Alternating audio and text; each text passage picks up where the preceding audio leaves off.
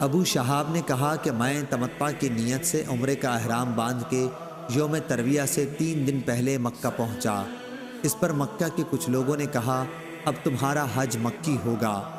میں عطا بن ابی رباح کی خدمت میں حاضر ہوا یہی پوچھنے کے لیے۔ انہوں نے فرمایا کہ مجھ سے جابر بن عبداللہ رضی اللہ عنہ نے بیان کیا کہ انہوں نے رسول اللہ صلی اللہ علیہ وسلم کے ساتھ وہ حج کیا تھا جس میں آپ صلی اللہ علیہ وسلم اپنے ساتھ قربانی کے اونٹ لائے تھے، یعنی حجۃ الوداع۔ صحابہ رضی اللہ عنہم نے صرف مفرد حج کا احرام باندھا، لیکن حضور صلی اللہ علیہ وسلم نے ان سے فرمایا کہ عمرے کا احرام باندھ لو اور بیت اللہ کے طواف اور صفا و مروہ کی سعی کے بعد اپنے احرام کھول ڈالو اور بال ترشوا لو۔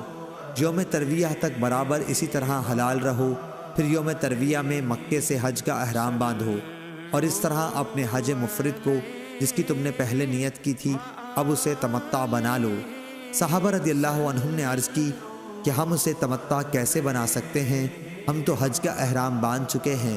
اس پر حضور صلی اللہ علیہ وسلم نے فرمایا کہ جس طرح میں کہہ رہا ہوں ویسا ہی کرو، اگر میرے ساتھ ہدی نہ ہوتی تو خود میں بھی اسی جس طرح تم سے کہہ رہا ہوں، لیکن میں کیا کروں، اب میرے لیے کوئی چیز اس وقت تک حلال نہیں ہو سکتی جب تک میرے قربانی کے جانوروں کی قربانی نہ ہو جائے۔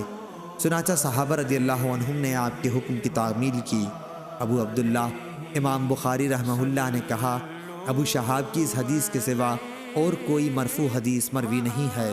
صحیح بخاری حدیث نمبر 1568۔